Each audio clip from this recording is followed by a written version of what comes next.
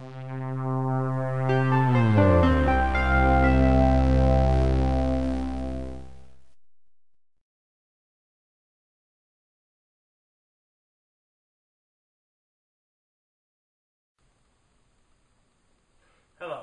and welcome to an episode of ES Repair. I am your host, Mr. Fix-It. In this video, I'm going to explain to you what Ohm's Law is. Now, most of the equations and stuff is rather simple. You'll just need to know some basic math. Multiplications, divisions, and later on, you'll need to learn square rooting. But first of all, let me explain to you what Ohm's Law is and how you use it in building power supplies. And as we go on, I'll show you other formulas that we need to use to build more complicated power supplies. But first, let's learn the basics. Ohm's Law was named after George Ohm. He described that current through a conductor between 2 points is directly proportional to the potential difference across the 2 points. Now, this is referring to saying 1 ohm is the resistance value through which 1 volt will maintain a current of 1 amp. This is what he's referring to.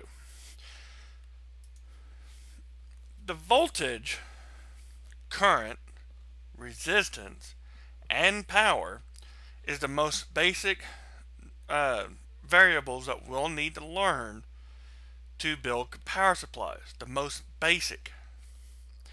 Voltage is the pressure behind the current flowing through a circuit. It is the difference in electrical potential between 2 points in a circuit. It's represented either by volts or represented by V. Now you'll see some equations use E as the representation for voltage. But there are other equations and formulas that uses E for an electric field or magnetism, things like that. So it does get kind of easy to confuse them. Well, through these videos, I'm going to use V for voltage. Current, or ampere, is also represented by an I. It is the force flowing through the wire or conductor, like that in a river. It's the amount of electrons moving past a given point in a circuit in 1 second. Resistance, or ohms, it could be represented by an R. Resists the flow of current flowing through a component. Resistors are used to control the voltage and current through a circuit. And now, resistance or resistors do come in different shapes and sizes, which I will show you the differences between them. And they do vary quite a bit. And finally, power, also known as watts, which I will represent as a P, is the amount of heat the component is generating. Now, you will see many components like resistors especially that are rated by wattage because they can emit heat, as I will demonstrate later in this video. Now, if you want to determine something or calculate something between voltage, current, resistance, and power, there are some formulas that you can use. As long as you know 2 of the 4, you can figure out the other missing variables that you're looking for. For instance, let's say you're trying to figure out the voltage. To do so, all you need to do is multiply the current times the resistance. If you're trying to determine the current, just divide the voltage by the resistance. If you're trying to figure out the resistance, divide the voltage by the current. Now, if you want to figure out the power or the wattage that a device is using, such as a resistor, you can take to figure out the power, multiply the voltage times the current. Here, I'll give you an example of each of one of these. Here I have an example. Here we're going to figure out what the voltage is in this demonstration. I have my test meter hooked up and set for amperes, because to determine the voltage we need to know the resistance and the amperes. Alright? Now the ampere meter, I have the power going through this wire, through my meter, and back out to the green wire to my resistor, and then back to ground. The meters are connected in series to the circuit and set to either milliamps or amps, whichever is greater. Here, as you can see in my meter, it says 0.27. That's the amperage. That means it's pulling around 270 milliamps. Okay, well, the resistor, as you can see, says 50 ohms. Okay, so all you have to do is take your 0.27. You can add the 0 if you want, because it practically is 270 milliamps. And then multiply that by the resistance, which is 50 ohms.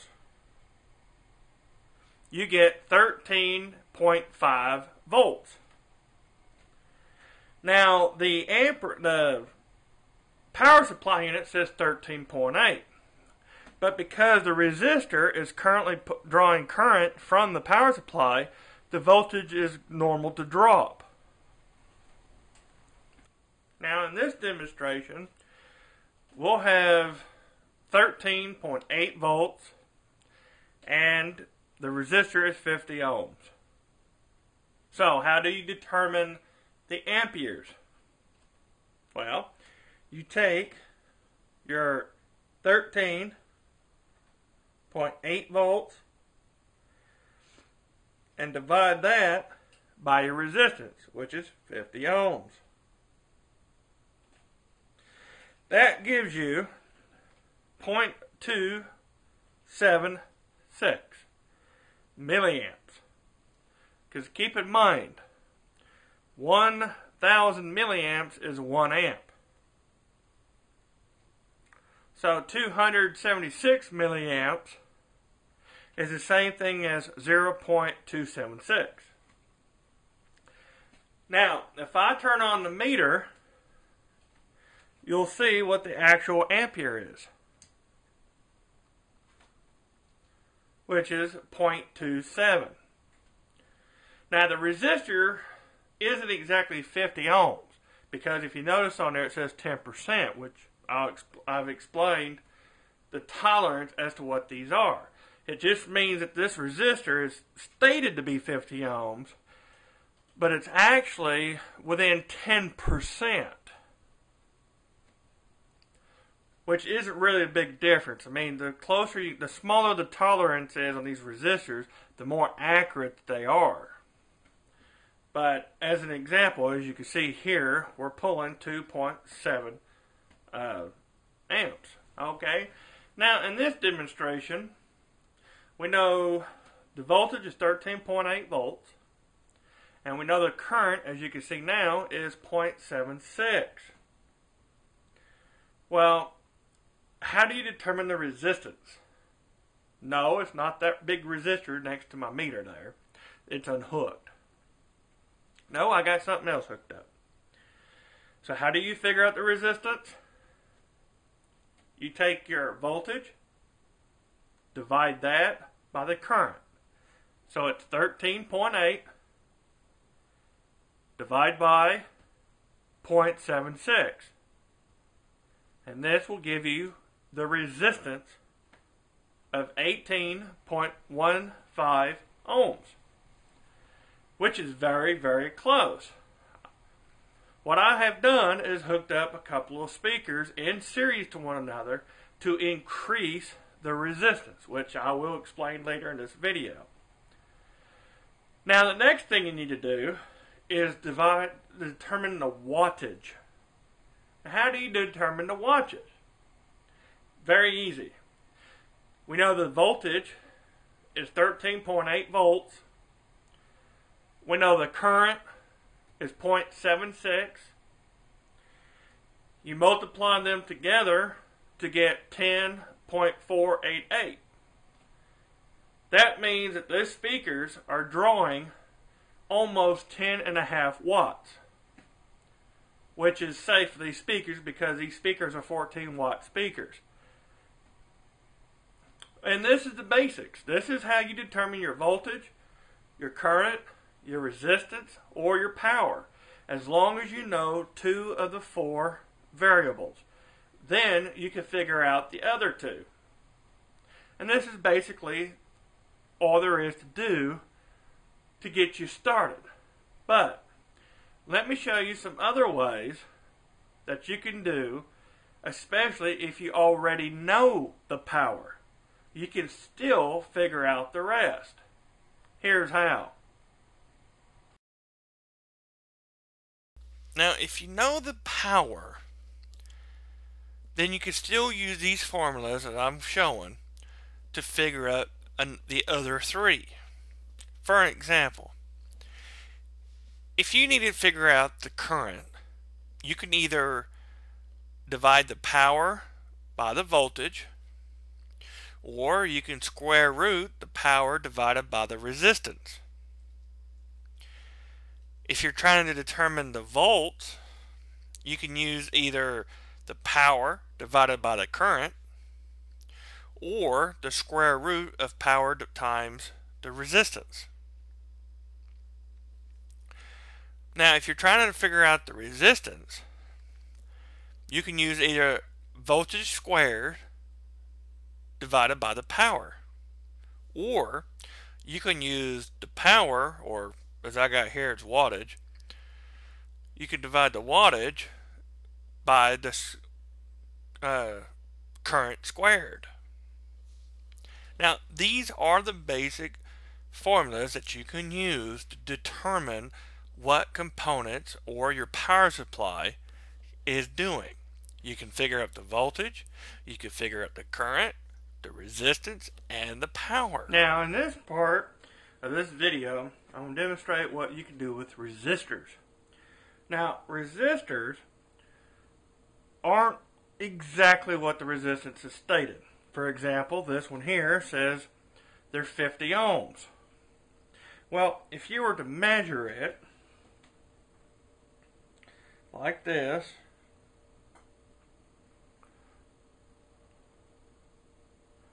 it says it's actually 52 or 51.9, but close enough. It's 52. Well, the resistor also says it's 10% tolerance, which means it is within range. It means that it's either within 10% above or 10% below of the stated value. Well, this one here is 52. So it will actually do the trick. Well, let me measure the other one up here. See what it says.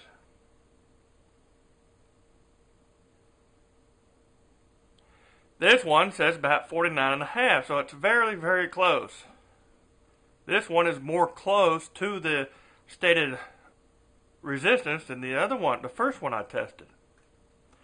Well, what we're going to do is, let's say that you need 100 ohms, and all you can find is 50 ohms. Well, if you can only find 50 ohms, then you just need 2 of these resistors connected in series. What it is that you're connecting these end to end.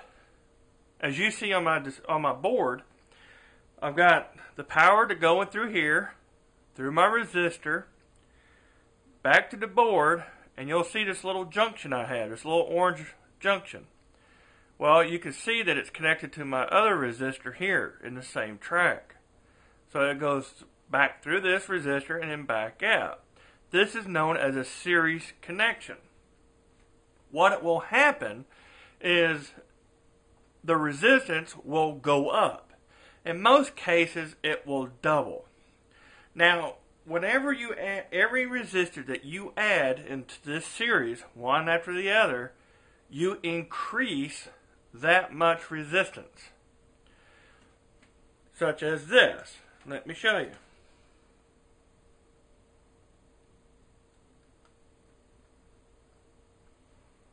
Now that we're hooked it in conjunction, now you can see how much it increased my resistance. It's almost 101 ohms. Now if I was to add another one, it will go up to probably 150. That if I add a fourth one, it'd go up to 200. This is what these hooking resistors in series will do. And that's all they'll do. If you hook them in series, the resistance is increased. All you have to do is add up the ohms for each resistor connected in series to calculate your total resistance from end to end. Next, I'm going to show you another way you can connect these resistors. Now, as you can see here, I have these 4 50-watt resistors connected in parallel, side by side. One end's all connected together, the other ends are all connected together. What happens is you're dropping the resistance, you're decreasing the resistance. As you can see here, a single resistor was 50 ohms. Well, now that I got 4 of them there, it's dropped my resistance from 50 ohms to 12.9 ohms, or 13. Well, there's a calculations to solve as to what resistance you'll get if you have multiple resistors in the circuit, whether it's series or if it's parallel. Here's how you calculate it.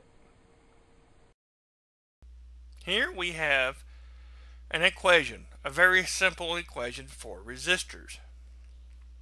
On the left is a symbol for a resistor, commonly used for electronics and on schematics. This identifies the resistor. In the center, you'll notice I have each one of them numbered. This comes in handy when you're trying to identify a certain resistor in the circuit or in the board. As you can see, they're connected in series, and I do have them numbered 1 through 4. All you have to do is add each resistor in a series together. This gives you the total resistance. Now the Rn that I have shown on there is just a variable representing the last resistor in the series. Next we have total resistance in parallel. Now this is somewhat a little different. As I showed before, you connect resistors in parallel, the resistance begins to drop. If you only have 2, as I showed earlier, you can drop the resistance down to 25. But if you used 4 like I did, it drops the 50 ohm resistor down to 12. Well, let's say you got 2 resistors. Here's how you do it. You take R1, multiply it by R2, and then divide that by the sum of R1 plus R2. That's how you calculate for 2 resistors in parallel. Well, what if you got 3 or more like I did? Well, all you have to do is divide 1 by the resistance of each resistor, add those together, and then divide 1 by that total number. That's all you have to do. And again, I show Rn as the option, the last resistor that you may have in your parallel. Well, this is pretty much what you have to do to calculate the resistance, whether it's in series or if it's in parallel. Now, in this part, I'm going to show you about capacitors. Now, capacitors can accomplish the same functions as we did in resistors. If you put resistors in series, you increase the resistance. If you put them in parallel, you decrease the resistance. Well, capacitors can be done the same way, except their functions are a little backwards. For example, let me test this capacitor here that I have plugged into my board.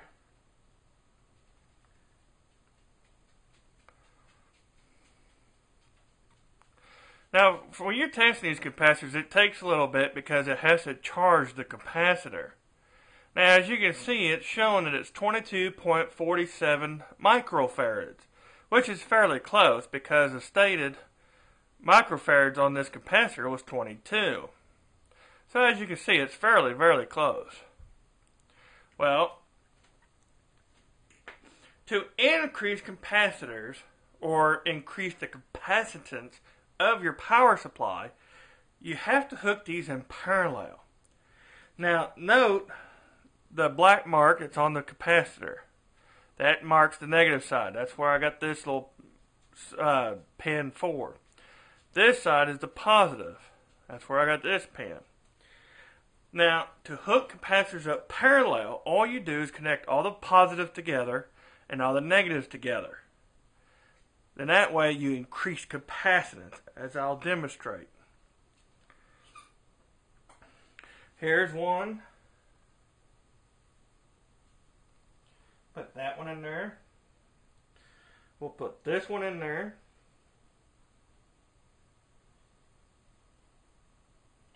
And I got one here, which I want to show you. Now, when you get these new capacitors, you'll see one that's got a longer pin on it that also indicates the positive. The short one would be negative. So that's something you want to remember. Well, I'm going to use it. And I need my little cutters here.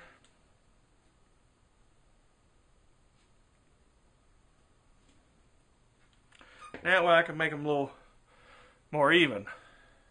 But remember, you still got the negative part that marks the negative on there.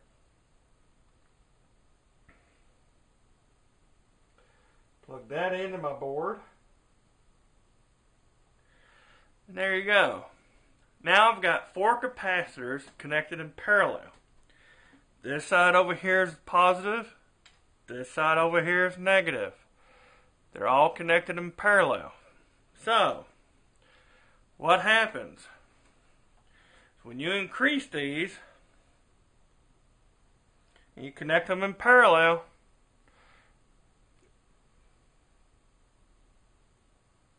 yeah, give it a couple of seconds, it'll charge, and there you go, 37.92. So it's close to 38 microfarads, just for adding these all together. Now, to do these capacitors, all you do is when you hook them in parallel is add all their capacitance together. Add them all together to get your total capacitance. The more you add, the more capacitance it provides to your power supply.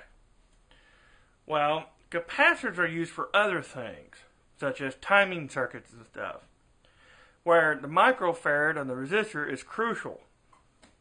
Well, let me show you what you could do if you can't find the right capacitance that you need. Here, I have it set up to show you connecting capacitors in series. Now, a minute ago, I showed you connecting them in parallel will increase their capacitance, or total capacitance. Well, this case, connecting these capacitors in series will decrease the total capacitance. Let me demonstrate. Here I have a 22 microfarad capacitor, and this is my 10 microfarad capacitor. Now, if they were connected in parallel, it would give me a total of 32 or 32 microfarads. Well, since they're connected in series, let's see how much it decreased.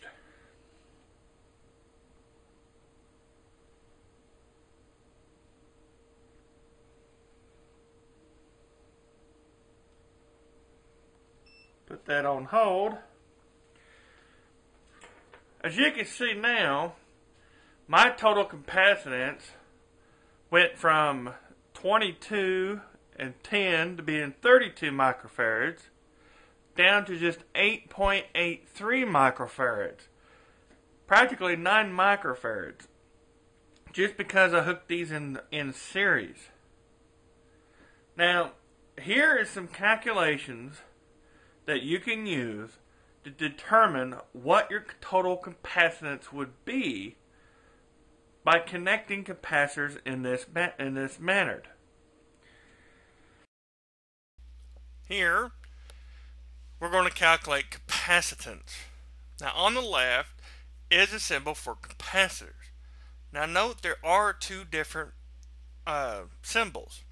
The top one is for polarized capacitors, much like the ones I've been showing in the videos.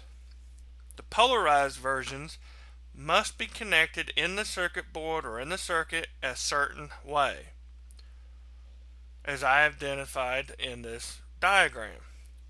The non-polarized are not picky as to how they're connected. You can connect them either way. Now, to get your total capacitance of capacitors that are in parallel, all you have to do is add all the microfarads from each capacitor together. That's it. As you can see in the equation here, note that the Cn is just, again, it's the last capacitor that's in the equation. Next, we have total capacitance in series. Now, this is where things change. If you have two capacitors that's in series, all you have to do is take C1, multiply it by C2, and then divide that by the number of the sum of C1 plus C2. That's all you have to do if you have two capacitors in series. But what if you have more than two, such as 3, 4, whatever? Well, to do that, it's similar to what the resistors were. You must divide 1 by the number of each and every capacitor individually, and then add them together. And then take 1 and then divide it by that number. That is how you figure on calculating your total capacitance when they are in series. Now, you don't see these very common. The parallel versions are the ones you see most common. But these also come in handy if you're trying to get a specific capacitance. A lot of it's because of timing circuits and all that, where you're oscillating a lot of pulses, and the timing is crucial. Well, that's the only time you basically see these. Well, this is the end of this video. I hope everything was helpful here. I've taught you how to use Ohm's law to find a voltage or current, your resistance, power. All you have to know is 2 of the 4, and you can figure out the other 2. I've shown you how resistors, how they connect and in series and in parallel. I've shown you how capacitors work in series and parallel, and how to calculate them. Now, it's not exact, but when you're planning for electronics and this power supply, it'll give you a really good idea exactly as to what you're expecting it to perform. Later, I will show you how to test different components to make sure that your calculations are as close as possible. Well, I'm your host, Mr. Fix-It. Thank you for watching.